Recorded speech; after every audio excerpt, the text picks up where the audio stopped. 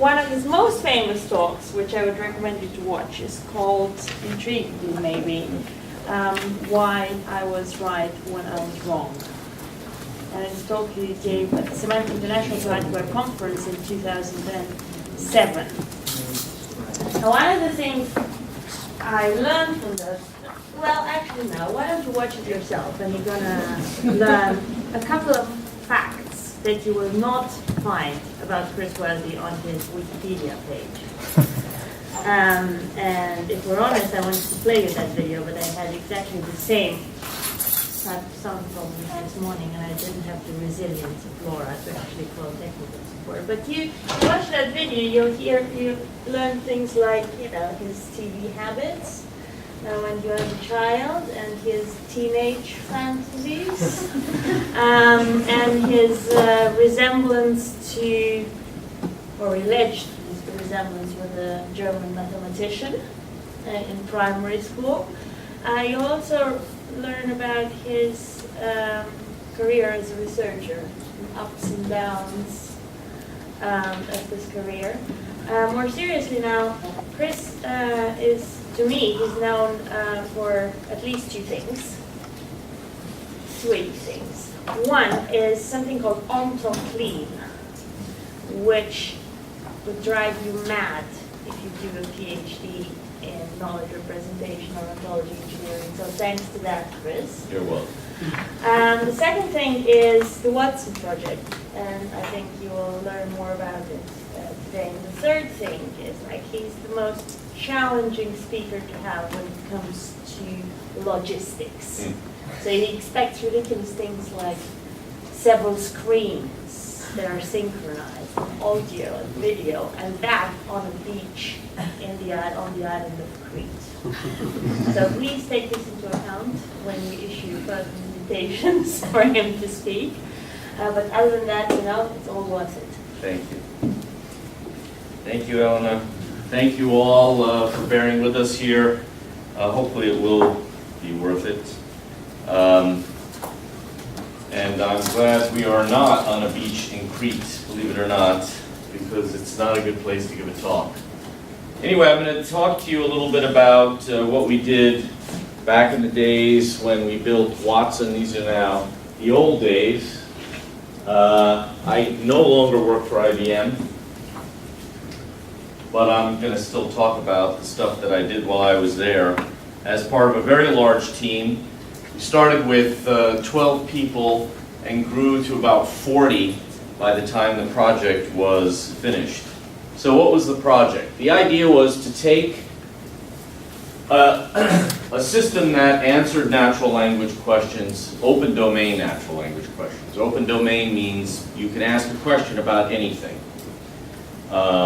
Natural language means the questions are asked the way a person would ask the question, desiring an answer, and the system, a computer system, would deliver to you what we call precise answers. And here, by precise, I don't mean anything to do with right or wrong. I mean that the thing you get back as an answer is not a document that you have to read to find the answer to your question, but rather something that a person would accept as an answer to a question. And this was the research agenda that my group, when I was at IBM Research, when I started at IBM Research in 2002, this is what my group was doing.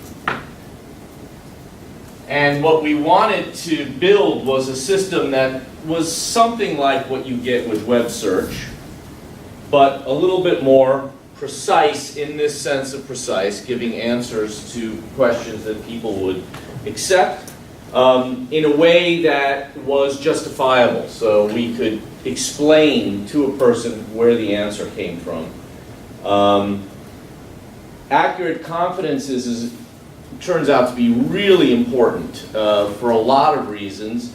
Most of which is that for people to trust the technology has to be open about how well it believes the answers that it's giving. There's a big difference, and this is something that Laura discussed in the crowdsourcing work.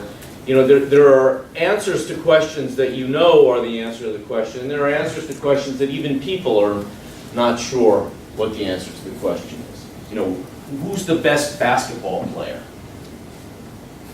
Okay, there's not really an answer to that question. But someone might still give you an answer. And to give someone an estimation of how much you believe the answer is really important. And obviously, our system, this was a challenge for us here because this fast response time, the system that we began with took about 2 hours to answer a question. And that's a little outside the window that most people are willing to accept. I'll say that one again. That's a little outside the window, 2 hours. Ask a question, come back in 2 hours, I'll give you your answer. Like climb to the top of a mountain. Boy, all right. I got some work to do here. So what's Jeopardy? Jeopardy is an American quiz show. We were really educated on this terminology. It's not a game show. If you say to anyone who works in the Jeopardy staff that Jeopardy is a game show, they will whack you right in the face. It is not a game show, it's a quiz show. And it basically has this kind of unique format that Americans know where they give you the answer and you respond with the question, which is entirely ridiculous. And it turns out from the machine perspective that this is a totally irrelevant detail and it didn't affect our performance whatsoever. So this is how clues are phrased. When hit by electrons, a phosphor gives off electromagnetic energy in this form. You see, that's the answer. And the question is, what is light?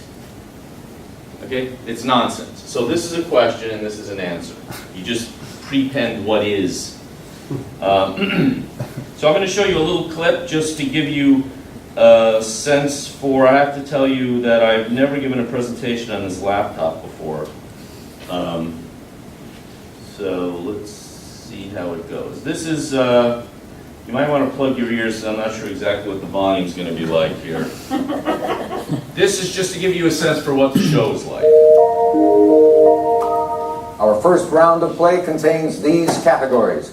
Literary character APB, all points bulletin. So the questions are broken into 6 categories. Olympic oddities. And there's 5 questions per Name category. the decade, final frontiers, And once it starts, and it's pretty alternate fast. meanings.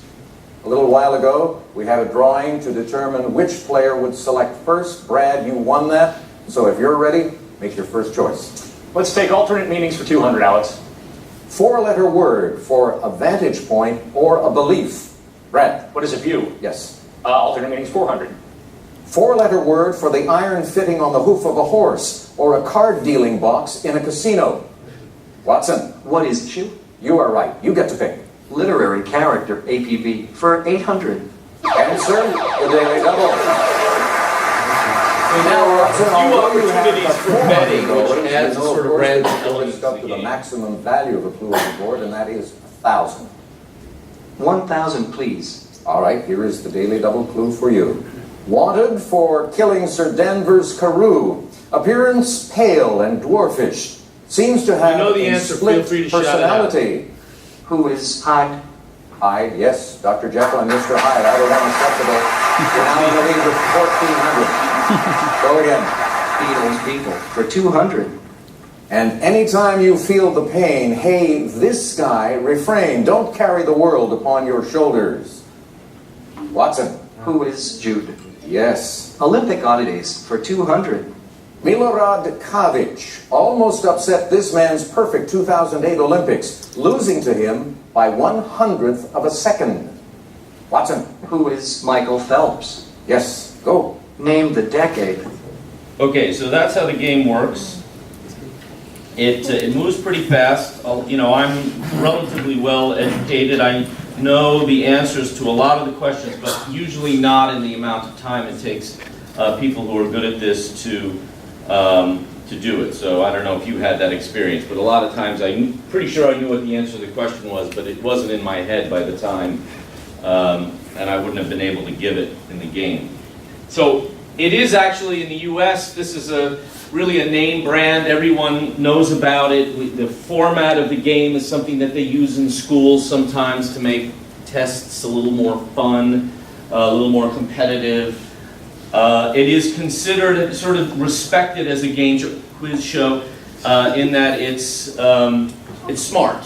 Okay, you need to have a lot of knowledge, and for people, they find it a challenging game, and for machines, it turned out to be quite challenging as well. But it's interesting to look from a perspective of artificial intelligence at just why it was hard for a machine as compared to why it's hard for people. For people, the problem here is it's open domain, so they can ask you a question about a wide variety of things, as you sort of saw. There were Beatles song lyrics, knowledge of four-letter words, vocabulary knowledge, his knowledge of recent and distant history. Here's a couple of real Jeopardy questions. If you're looking at the wainscoting, you're looking in this direction.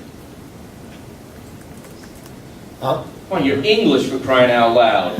Nobody else knows what wainscoting is. Somebody must know the answer to this question. Does anyone know what wainscoting is? Wainscoting is that wooden stuff that's on the bottom half of a wall in English houses. So the answer is down. We call it crown molding. Crown molding's on the top. The first person mentioned by name in The Man in the Iron Mask is this hero of a previous book by the same author. That's a nice one. D'Artagnan, correct. So that's a complicated one because you really have to do some reasoning to get the answer there. And so that's the challenge for people. There's a lot of knowledge. Sometimes there's some thinking required, and it's really fast. So you have to, come up with these answers pretty quickly. The good players are excellent at sort of analyzing the question, figuring out if they know the answer, and trying to press a buzzer to be able to answer. And then doing the cognition that's required to get the right answer. But the problem for machines is really just understanding the question. The knowledge is there. When we have Wikipedia, almost everything here can be answered out of Wikipedia. So it's not the knowledge problem. It's understanding the question and doing that understanding fast enough that you can actually compete against the best human players. So the first and most important thing that we had to do, and I'm going to make some points in my talk about cognitive systems in general, which Watson is an example of. And the most important thing you need when developing cognitive systems is a metric. You basically can't do development without a metric.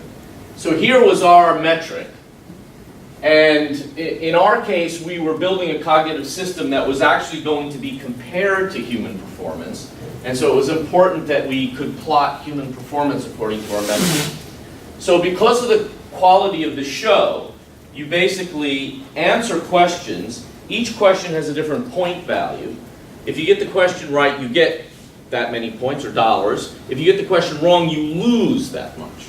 So there's an optimization problem to be done here in which you try to figure out what the best trade-off is between answering a lot of questions and not getting too many of the ones you answer wrong. So the x-axis here in our metric is the percent of questions that whoever is playing, the machine or a person, answers. It's up to you. You're in control of that in some sense. You don't have to answer every question. And then the y-axis is the precision, so the percent that you get correct of the answers, of the questions that you tried to answer. So we're plotting precision against percent answered. You would expect it to sort of go down, right? As the more you answer, the more chances you're taking, the more you're going to get wrong. And those dots up there, what we call the winning cloud, winner's cloud, are each dot is a game, and the result of a person who won the game, how they score according to this metric. And you can see that cloud is up pretty high. It averages at about 50% answered and 90% precision. So the average human player who wins a game of Jeopardy is getting about 50%, answering about 50% of the questions and getting about 90% of them right. The red dots was the guy standing on the left side there in the clip you just saw. That's Ken Jennings. You can see his games are shifted significantly over to the right. His average game is about, there's only so many actual points here because there's 60 questions in a game. And there's a lot of dots in these areas here, even though it looks like this is only one dot. There's actually like 10 dots all on that spot. And his average is 95 precision with 70% answer. And that's why he was the best who ever played the game. And so our goal was to take a system, build a system that could compete at that level. And when we started this project in 2007, this is how we were doing. So the way we computed that curve was by giving the system 2,000 questions and seeing how it answers, providing answers to those 2,000 questions with a confidence, and then ranking the questions by the confidence, the machine's confidence in its answer to that question. And then as we go from 100%, which is just the precision overall, down to 0, we're taking questions out of that set off of the bottom. So the low confidence questions we're removing. And you would expect if the machine is doing perfect confidence estimation, which is impossible, but just to know what the ideal curve looks like, you would expect to start here, it's 13% overall, and go up with a slope of -1 until it doesn't have any more incorrect answers left.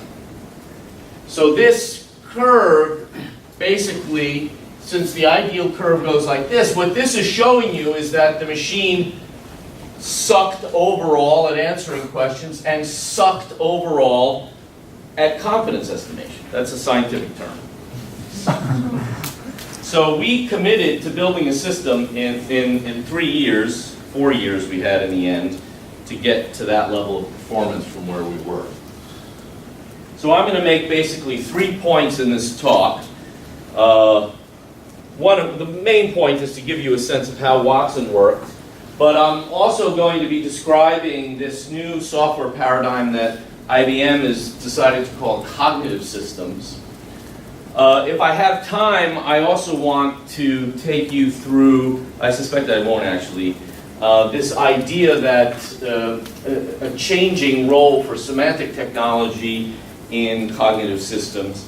And then finally, I will definitely give you some more examples of why machine intelligence is not human intelligence and some of the ways we can tell.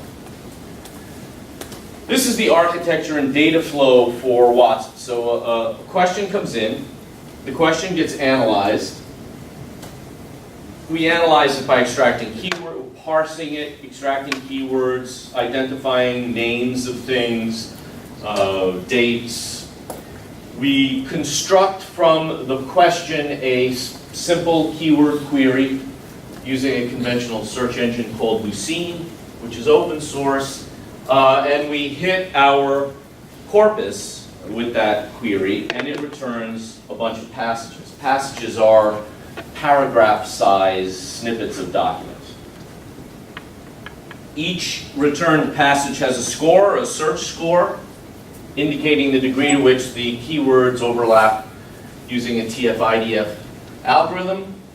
And from those returned passages, we generate the candidate answer. Answers are these short things like Julius Caesar, something that would be accepted as an answer to a question, not a whole paragraph. So from the paragraphs returned from primary search, we pluck out these phrases, typically noun phrases.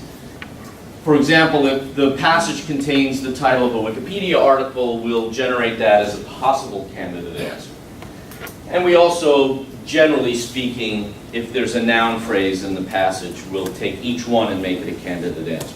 So the result of candidate answer generation is several hundred of these answer-sized strings. And at this point, they have not been understood or interpreted in any way. They're just strings. So that's hypothesis generation. Now we have several hundred of these, and if you look at this list of answers, candidate answers that Watson generates to a question, the initial list looks ridiculous. Because the process I just described is completely free of semantics. It's just strings that happen to be nouns that were returned from a keyword search. So the real important intelligence behind Watson is in this hypothesis and evidence scoring. And this is this place where it tries to sift out the nonsense from the things that might actually be answers to a question. And I'll talk more about that stage. We then put all this information that we gather about answers together and produce a confidence. So sort of a rough overview of what that process looks like. This is sort of a high-level view of what question analysis looks like. So we extract keywords. We recognize what the type of the answer is. Although that's just a string, we don't really know what Michigan City means, just that the answer should be one. We recognize dates, other kinds of named entities in the clue, like CW Post, and about 20 relationships that Watson actually understands what it means. We then go, as I said, search. Search returns passages. Candidate generation extracts these short little answer-sized snippets. And then for each one of those candidate answers, we find more evidence in support of that answer. So we sort of fire off a demon at each one responsible for proving that that answer is correct. And there's about 150 different ways of scoring evidence. They're all kind of run independently of each other, and each one produces a score, a numerical score. And we have a huge number of questions with correct answers, with no incorrect answers, and we train a linear classifier on these evidence scores to find what the optimal combination of them is, producing answer ranking with a confidence. So I'm going to go in a little more detail into hypothesis scoring. As I said, there are basically 150 different algorithms that generate these numerical feature scores for each candidate answer. Two of them come straight out of the search engine, so we use the rank and the score. So this is the passage rank within the document and the document rank within the corpus. There's also a search score, which isn't shown here. So there's 150 different features here. You're seeing 4 of them. Ty-Core is the score that Watson produces on the degree to which a particular candidate answer matches the answer type. And so here we're lexically using mostly the information from the parse tree and the way we understand syntactically the questions are constructed. We're recognizing that Michigan City is the type. And so this is trying to score this based on the degree to which that answer is a Michigan City. But here we're thinking about Michigan City as a type. We're not really thinking of it as in a geographic sense yet. It's this feature that actually looks at the geographic relation. So this looks more at the city part and less at the Michigan part. But if it can use the Michigan part, it can. But from a sort of formal perspective, it's not using geographic knowledge to do that. Whereas this feature does use GeoNames, which is a linked data source. So it's scoring the degree to which it believes any one of those answers is a Michigan city, is located in Michigan. One of the most valuable parts of hypothesis scoring is gathering supplemental evidence for an answer. So for each candidate answer, what we basically do is take the answer, look at the focus of the question, which is this Michigan city. The focus is the part of the question that, if you replace it with the answer, turns a question into a factual statement. So we do that, and we're basically, for each one of these answers, like General Foods, we're making the question, in 1894, CW Post created this warm cereal drink postum in General Foods. And now we go search for that. And if by chance there's a sentence in the corpus that says that, you know, we know that that's really strong evidence that this candidate answer is the answer. It's rarely the case that we find it in exactly the same form that is written in the question, but the point is, this kind of supplemental evidence retrieval is a very powerful way of gathering more evidence for an answer. And the really critical thing to understand here is that the way Watson works is by comparing text to text. So the question is text, and these supporting passages are text. The degree to which it understands a question is only in the degree to which it's able to tell that two pieces of text are saying the same thing. So it's not taking the question and turning it into logic, let's say. It doesn't really understand everything about a question, but it understands when a passage answers the question, which is a kind of understanding. And so in a little bit more detail, so here's some more possible features. This is a syntactic feature. This one just counts the number of words in the clue and in the supporting passage that match. This I'll talk about a little bit later, some temporal dimension. And these are all numerical features. We train against a large set of known questions with known answers. And so we can train a classifier to weight these features and produce these scores.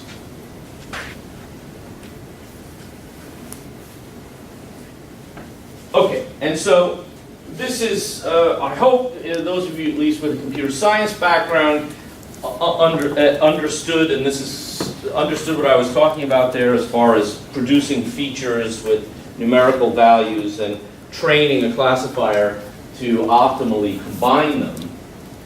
This is a very basic technique now that should probably be taught in Introduction to Computer Science, if not in high school. And it really has given rise over the past half a decade to decade to a new kind of software development. IBM is calling this cognitive systems, but other companies and other institutions can call it other things. But it's radically new way of developing software. And so just some facts about Watson. First of all, as I said, the basic computation is not so much understanding the question and looking up the answer. The basic computation is looking at a question with respect to some passage, some retrieved passage, and measuring the degree to which that passage seems to answer the question. And we do that using, as I said, 150 different algorithms, software components. Each one takes as input the question and a possible answer. It tries to find evidence for that answer in a variety of different ways. So there's 12 different algorithms for calculating the degree to which a candidate answer is of the right type. So some of the algorithms use different sources like Freebase versus DBpedia, but some of the algorithms actually use different kinds of data. Like we have one typing algorithm that gathers evidence and looks for typing constructs like X is a Y, as opposed to consulting structured sources like DBpedia or Freebase. We have 8 components that are pure NLP, natural language processing components that just compare questions to supporting passages. 10 different components that use Ngram information. Ngram is just web scale collections of double, triple, quadruple word phrases that appear with the frequency counts. How many times these 4 words appear together on the web? That's a 4-gram. And we had 10 different algorithms that use that information to help score answers. And we don't, this isn't necessary, but at least in the case of Watson, these 100 to 150 components are not integrated with each other in any way. They each run independently and they each produce a numerical score, and we just train how to combine those weights on a large set of known answers to questions. And that, the first bullet here, becomes a really critical element in developing cognitive systems. You cannot build a cognitive system without some kind of gold standard to measure it against, to train it against. You have to know how to combine these features somehow, and you have to do that by having people. That's why it's called a cognitive system. It's performing at scale a task that people are generally good at, but can't scale at. So you have to collect from people a bunch of right answers, if your task is question answering. Whatever the cognitive system is doing, you need people to tell it what the right output is for a given input. For a large enough set of inputs that you can train a classifier. And so Laura yesterday was talking about crowdsourcing, and this is a really important direction in research to understand that technology and that way of harnessing people's gray matter to help us build smarter and smarter systems. So for Jeopardy, we used a form of crowdsourcing known as fan sourcing. I just made that up just now. So as you are probably aware, fans of different things tend to spend a lot of time on their fandom. And so there are fans of the show Jeopardy. It's been on television since the 60s. And there is a website in which every show has been transcribed by fans. Every show, every question, every answer, they put it on the web. And we just scraped that and used it. And we had 200,000 questions with the right answers. And that's a tremendous amount. There's really a lot you can do if you have that much training data. Okay, and now the last two bullets here are really important for understanding what I think is this new software development paradigm, cognitive system. I don't particularly care what it's called, but I think it's really important to understand that it's there and that it's really dramatically different from what was going on in software development before. So we produced results of we took some version of the software system that takes in questions and produces answers, and we measured it against one of these, some subset of the 200,000 questions. We tended to work on about 2,000 questions at a time. So 2,000 questions, we'd run the system, look at its performance according to that curve that I showed you, the metrics, and that run of the system we would call a baseline.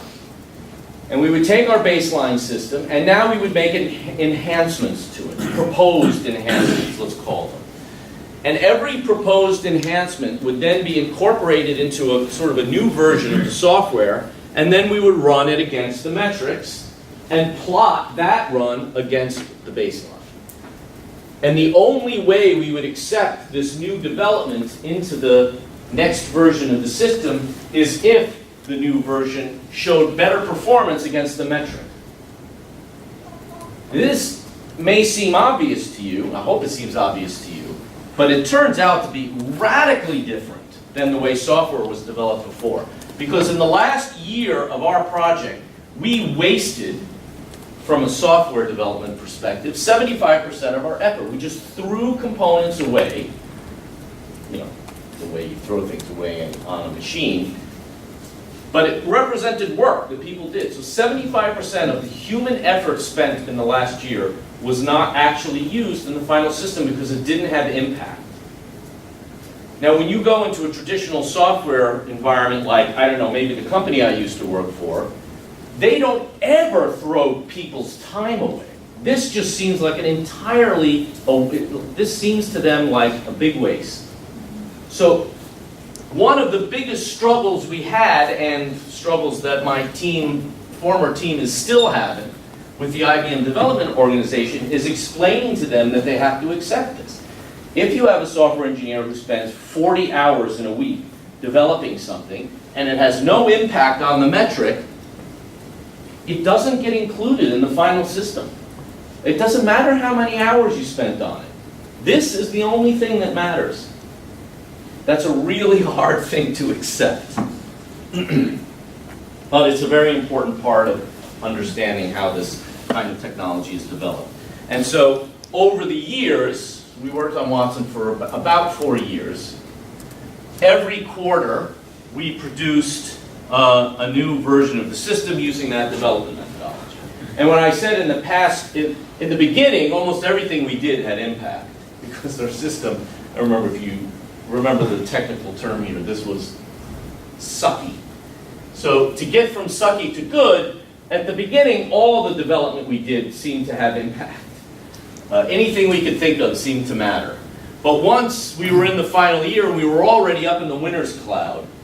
boy, it was really hard to find things that were going to boost performance anymore. And that was the time that we were, in a sense, wasting. We weren't really wasting our time. We were trying out a lot of different things, but it was really hard to find anything that would work.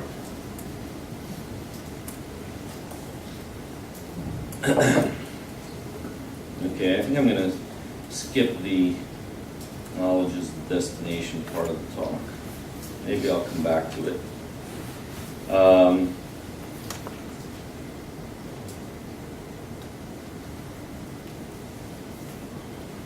Excuse me. Yep. Did you include the response time in that? Response time averaged about 1.5 seconds. Okay. And that was on about 3,000, a cluster of about 3,000 cores with about 15 terabytes of real memory. So that's one thing IBM does well. Okay, and so before I go into this next section, I just want to remind you that we won. And I'll, at the end, during the break, I can put some clips of the competition on if you're interested in watching more of it.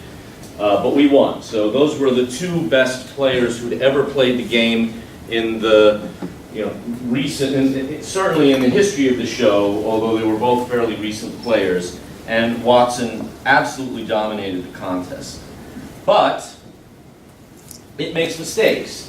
And this is another element of cognitive systems that I think are really important to understand, and another shift from more traditional types of software development. Cognitive systems are useful, but are not always correct. You can think of web search, I think, is probably the first real example of a cognitive system. So the web would be, frankly, useless without search, without the web search that we know. But it doesn't always give you the answer you're looking for. It's often the case that something you're looking for is out there, and web search doesn't find it. And there are a lot of imperfections in web search. People can easily come up with examples of ways you can accidentally or intentionally fool web search. But it's useful. And I don't think anyone would deny that it's useful. And Watson is useful. It provides answers to questions. It gives you its confidence in its answers. But sometimes it's wrong. And what's interesting here, and what I'm going to talk about, is that sometimes it's wrong in ways that a person makes mistakes that people would never make. Even though it makes fewer mistakes than people, it makes different ones. So here is a question. Chile shares its longest land border with this country. The answer is Argentina. And so now the development methodology that we use involved a particular kind of error analysis where we would try to understand the role of these 150 different features in generating right and wrong answers by grouping them together. And so here you see 5 groups of features comparing 2 potential answers to this question, Argentina and Bolivia. And the point of this particular example is that if you used a web search algorithm, a TF-IDF-based algorithm for which frequency of occurrence is a very important algorithmic component, Bolivia would win. And Bolivia is far more commonly found in association with these keywords. Why? Because, excuse me, as it turns out in the early part of the new century, Bolivia and Argentina were in some kind of dispute over the border. And so there were a lot of news articles about Bolivia, Chile, Bolivia, and the border. So those 3, probably the most important keywords in the question, appeared very frequently on the web. So if you used only a TF-IDF algorithm, you would have gotten Bolivia as the top answer to this question. But other features, like passage support, so we can actually find, the TF-IDF doesn't look at the question structure or the answer structure at all, it just counts keywords. But if you use NLP techniques that actually try to take supporting passages and see if they're answering the question that was asked, as opposed to just having the keywords in them, you find that Argentina gets better, is a better answer than Bolivia. And so this is the set of features that use geographical information. That's supporting Argentina. This is the set of features that use NLP techniques to match supporting passages to the question. These are TF-IDF style features. These are rankings of how well the source that was used to get the answer is trusted based on its performance against our reference standard of 200,000 questions with known right answers. And of course, they're both of the same type, so the typing dimension of evidence doesn't really give us any differentiation between these answers. So this is how we analyze the answers to questions, in particular wrong answers. So let's look at a couple of wrong answers that Watson actually gave. Not during the competition, but during some of our testing. The category fatherly nicknames, this Frenchman was the father of bacteriology. Watson's answer.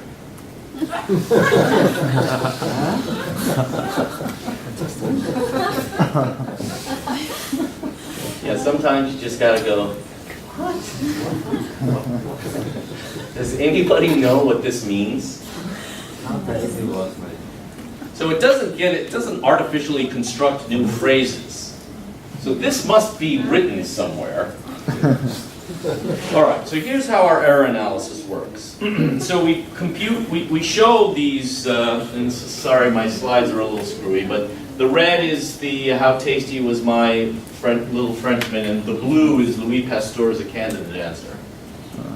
And so we're trying to figure out what's going on here. And the most obvious thing is that the search features, these are the search result, the rank, document rank, and the search score features. So if you're familiar with TF-IDF, it's not a score that goes between 0 and 1. It can go to any value. And so the search score was outrageously high, 16.2. This was actually, this graph is supposed to show it normalized between -1 and 1. And it's 16.2. So it was way outside for this particular passage, for this particular answer.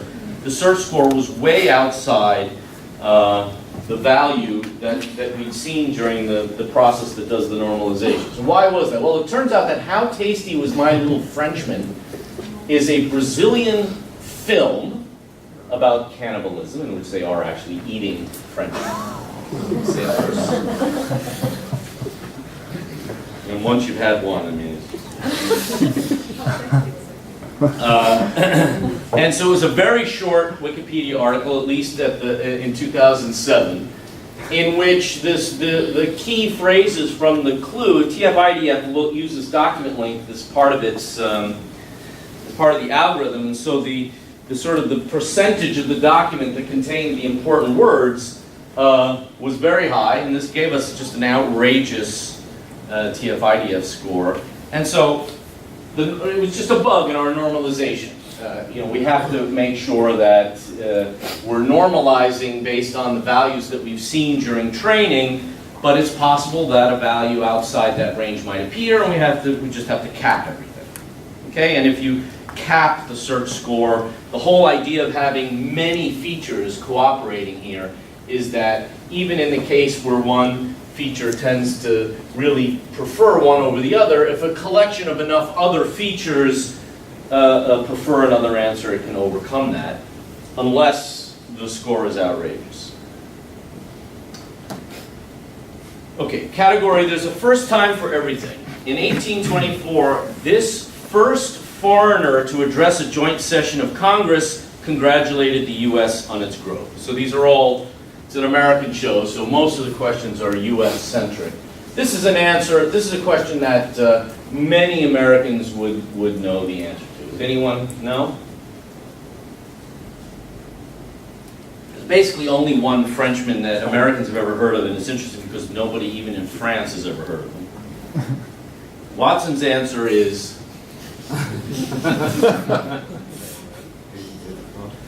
President Bush, who is, I am sure, not French.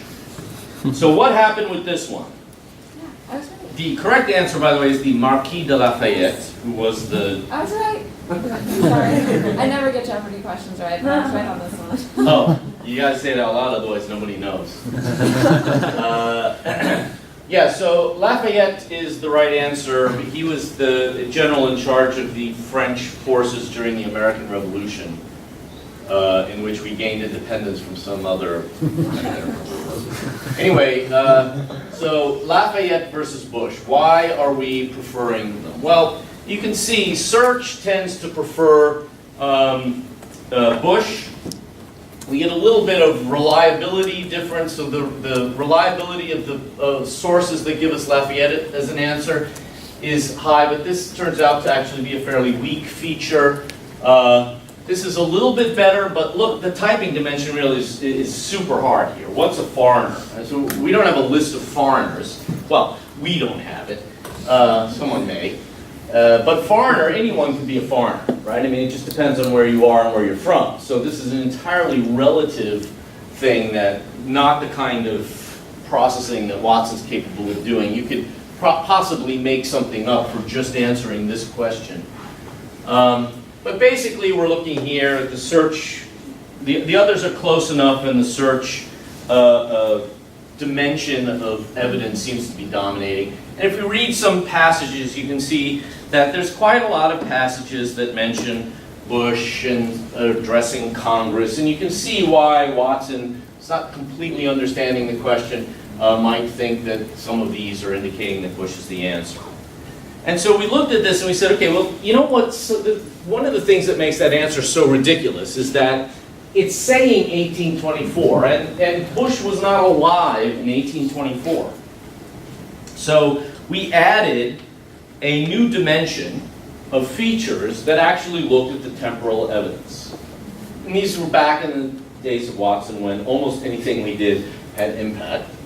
And it's a very simple idea. We're just looking for, there's two parts to this kind of evidence. One is just on the web correlations between the date and the clue and the answer. So how many times does this date and this answer appear in the same sentence on the web?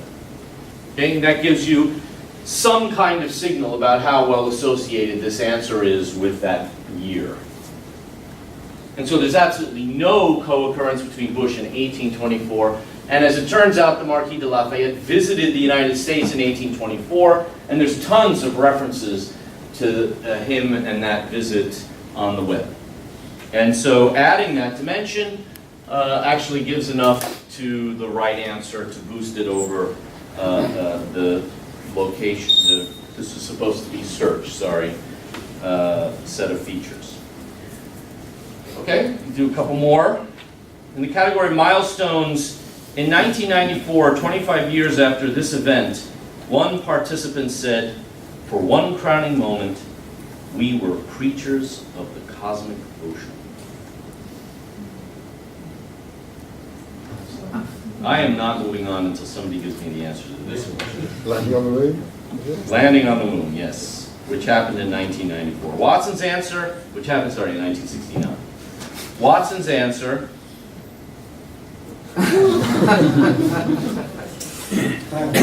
Our first idea here was that Watson was referring to some kind of 60s party that was really big. Okay. So where did that answer come from? Well, it's actually pretty obvious, because as I just described, the temporal dimension of evidence is just looking for correlations between the year mentioned in the clue and the answer. And as it turns out, as everybody knows, the Big Bang was in 1994. That kind of really shallow, we call them lexical features. So lexical features is just a word we made up, we didn't make up lexical, but a lexical feature is one that doesn't really use any semantics. It's just sort of statistical, like what I said. The number of sentences on the web in which the date and the answer are mentioned. How come he didn't find moon landing? Oh, because he didn't do 1994 in 25 years. So this was just a really simple relative date math problem. We just needed to add subtract 25 from the date when it says after or before or during or something like that. So we have a bunch of components that recognize very simple little text snippets there and turn them into date math. Actually just general math, relative math questions, so we know if it's a number or a year, what year we're actually looking for. So there was a lot of talk about the Big Bang in 1994 because there was a lot of research at that time. But if you do the relative dates, there's just no comparison. Everyone was talking about the moon landing in 1969. Okay, and here's an interesting one that I will give you. And I've found in giving this talk in the past that it actually makes it a little bit more humorous if you see. So this question is about the parallel law.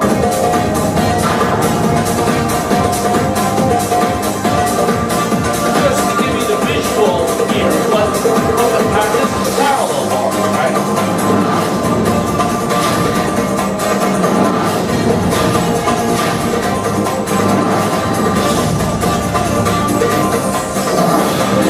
Okay, now hold that in your mind.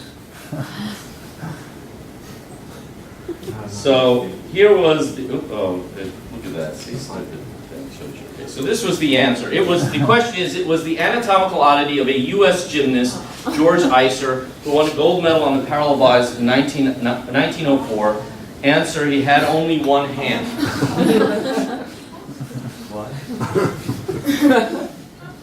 This answer was given by a human. Watson's answer was foot. And so the point there is that the difference between machines and people are, I mean, a lot of the times these answers seem ridiculous to us because we understand, in a different way, we understand the question. What Watson is doing and what cognitive systems are doing are actually quite smart, and they're smart in a way that's scalable. So as with everything that we do, we need to make trade-offs, and we can't have the same kind of level of understanding at scale that we have on a single question. And so trade-offs need to be made, and these are the kinds of trade-offs that are going to be made, and as a result, mistakes will happen. Don't be naive about it. You have to give something up in order to be able to answer millions of questions in an hour, or billions of questions in an hour, the way Google is doing. And so machines are intelligent, and they are going to behave differently. And I can tell you that, Google is developing the Google car. I think it's going to be a much safer vehicle if human I love driving, but I would rather every car was being driven by a computer. And one day a Google car will get into an accident that will be the fault of the Google car, and it will be for a reason that no person would ever have, it would be for a mistake that no person would ever have made.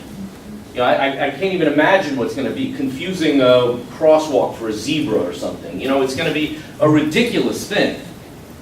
And there will be a hue and cry about automated drivers that will ignore the statistical evidence that the number of highway deaths has been reduced dramatically since computer drivers.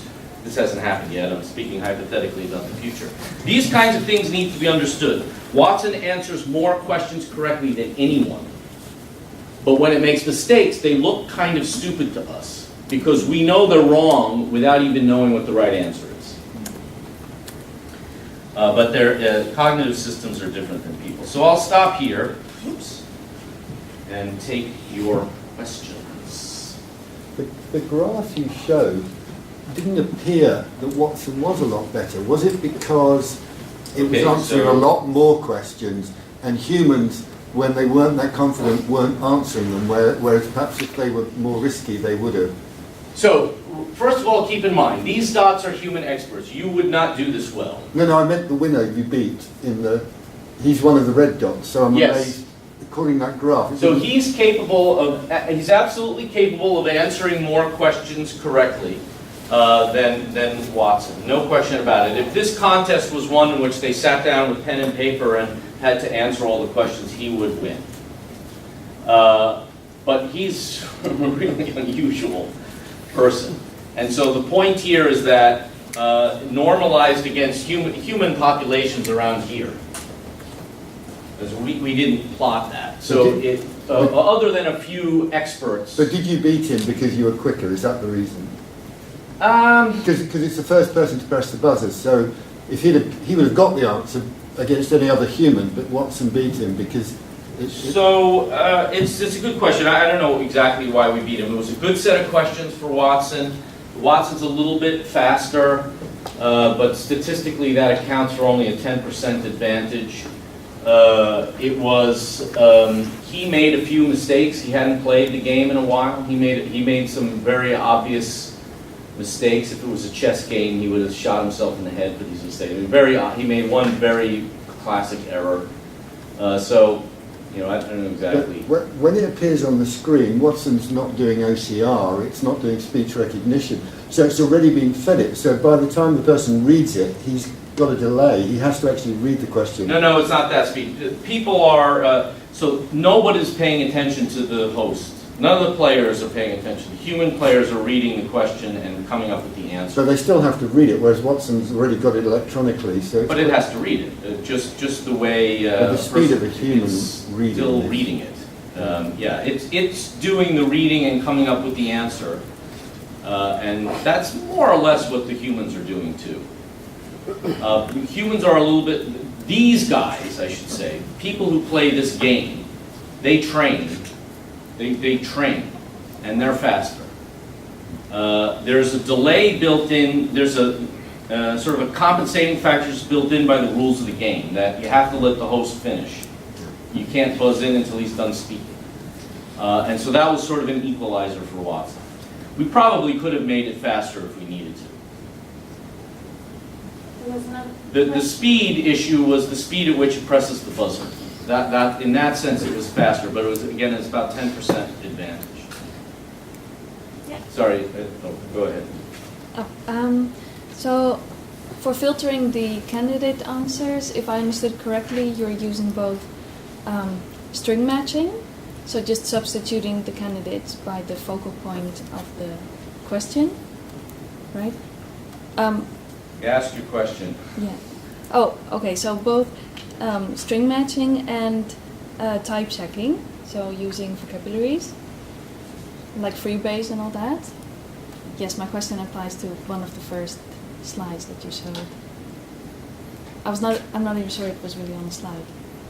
So what I was wondering is, does Watson tell us something about the relative importance of these two, or about what works best? Only in the context of answering Jeopardy questions. So it's really important to understand that cognitive systems are trained on a set of data. This is a question answering. Not all cognitive systems are question answering systems. So this one is trained on Jeopardy questions and the right answers to Jeopardy questions. So it's really important not to conclude anything beyond that. This Wikipedia is extremely important in answering Jeopardy questions. DBpedia categories are very useful for typing answers to Jeopardy questions. That doesn't mean they're useful and they're correct in the general case. I think they are, but this doesn't prove that. It just proves it in the context of answering Jeopardy questions. Was that what you're asking? I think so. So I guess then the answer is, well, probably, but not necessarily. I mean, yes, I think you answered my question. Okay. You described how you gave yourself the human champions as the key performance tickets in a way. So if you got into their areas, you were doing good. Yeah. I wonder if for a while you evaluated perhaps doing even better, and if you thought of what could make Watson even better than you.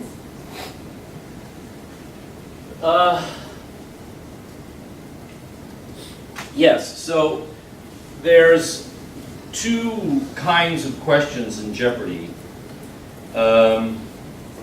the game ends with a question that's called the Final Jeopardy question, and it's unlike the other questions in a variety of ways. First way is there's no competition for the buzzer on that question. Everybody gives an answer. The way it works procedurally is you're given a category, and then you make a bet based on the amount of money that you've won so far. And then after you make your bet, the question is revealed, and then everyone writes their answer to the question, and then the answer each person gives is revealed, and if you got it right, you win the amount you bet. If you got it wrong, you lose the amount you bet. So it's different in that sense, and it's different also in the sense that statistically, people do far worse on these questions, so they're harder. They're either more, as again, for most people, the complexity of Jeopardy is knowing all of this stuff. And so the questions are harder from a human perspective because they're more obscure. For a machine, that actually makes it easier, as long as the knowledge is there someplace. It actually makes it easier to find it.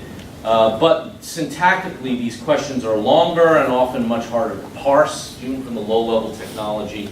A lot more going on in the questions. Some of them involve reasoning. There was a question like, name 2 of the 4 Shakespeare titles that have apostrophes. So you literally have to iterate through every Shakespeare title that you know, and in your mind, that's how a person's going to answer this question. Nobody knows that as a trivia fact. That you're basically trying to get as response to a natural language question, have Watson devise and create a new algorithm, and that's just not going to happen. So it just gets things like that wrong. So whenever there's that kind of sort of trick involved in answering the question, it's going to really struggle. So we did look at that class of questions because a lot is riding on your answers to those questions. You can double or lose all your money, and often the game is won or lost on that one question. So we spent a lot of time and effort, especially in the final year, trying to improve our performance on that category of questions. But first of all, we don't have a lot of them because there's only one per game. So we don't have a lot of training data to use, and they're much more complex. So we didn't really get very far. We identified some categories of questions and used a sort of frame-like approach, which is not what it uses for the simpler questions during the game. And when you do that, anytime you use any kind of formal representation as part of your question representation, you're basically playing a gambling game, because you just what are the odds that you will get a question that matches one of the frames that you've pre-constructed? So we had about 200 of them pre-constructed, and not a single one of them occurred during any of the games that we played. The double jeopardy round, presumably Watson would have some kind of advantage over the humans because calculating whether or not it has any confidence in its percentage of confidence as to whether it can answer the question. Surely that's a big part of the final round. By the final round, you mean this last question? That's final jeopardy. The final jeopardy. Yeah, there's 2 basic rounds. One's called Jeopardy, and the other's called Double Jeopardy, and then there's the final Jeopardy round. Yeah, so Watson has a huge betting advantage because it has betting algorithms, rational betting algorithms. And people who play the game are totally irrational. I mean, the data demonstrates this beyond a shadow of a doubt. They make terrible bets. So we have a big advantage when it comes to betting. I read that Watson is going to be adopted to the medical domain. So what you're going I'm not going to talk about any of that crap. I don't work for IBM anymore, and I really don't want to talk about that stuff. I'll talk about what we did. If you want to come up to me later. I mean, a generalized intervention. If you want to adopt the system to a different domain, you're going to throw away the corpus, you're going to throw away the classifiers, and you're going to retrain with gold standard answer. Yeah, so the two most important things you need, 2 elements of any new adaptation: a corpus and a set of questions with answers. Everything else is pretty much reusable.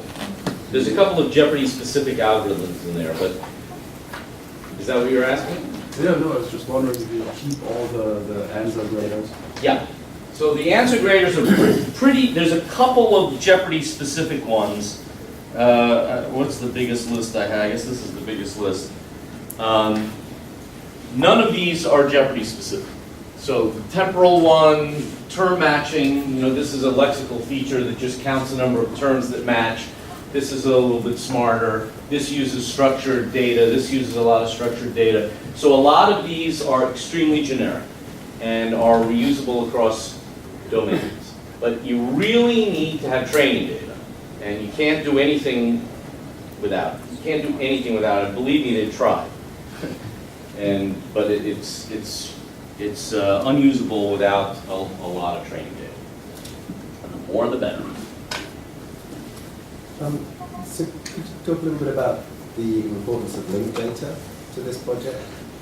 Yeah. So I have the part of the presentation I skipped is about that. I can tell you quickly tell you that this is the performance difference Watson with and without linked data. So the blue line is without and the red line is with it. I mean, there's a lot of parts of the system that you can say this for, obviously. So without linked data, we probably would not have won. 10%, this is we picked 70% answered as the sort of the one, if you want a single number about Watson's performance that sort of balances confidence estimation with overall accuracy, we picked precision at 70. Because we want Watson to try to answer 70% of the questions. In our modeling, that was the one that came out as the most likely to get a winning game. So at 70% answer, getting 10% increase in accuracy, it's big. As I said, in the final year, we were really struggling to get 0.5%. So 10%, that's several years worth of development with that. So it really did have impact on this problem. I have another presentation that goes into more details on exactly how, but it was mostly used for typing the answers.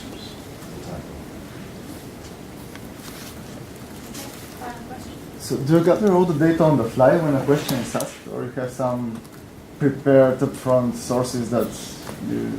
Well, we don't use the web. We weren't allowed to use the web. So we had what we thought was the most significant subset of the web for answering Jeopardy questions, on the machine. But after that, everything was done on the fly. Mm-hmm. Search, each question generates a search, new passwords come in. So we had scaled out Lucene to be able to run across 2,000 nodes and distributing the data across those nodes. So it was the scale out effort was pretty significant. Mm-hmm. So we'll stop there and you can, I guess, ask me more questions in the call. Thank you very much.